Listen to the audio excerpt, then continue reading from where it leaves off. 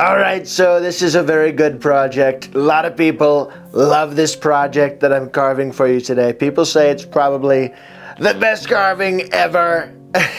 Sorry, anyway, this is a school project. I made this for Fundamentals of Wood Carving, a thing that I founded about 5 years ago. It's a resource for folks learning about carving the realistic portrait in wood. So eyes, nose, mouth, male, female, young and old. It's all on there. Beginner, intermediate, and advanced, as I said. Lots of stuff, so check it out. Let's get into it.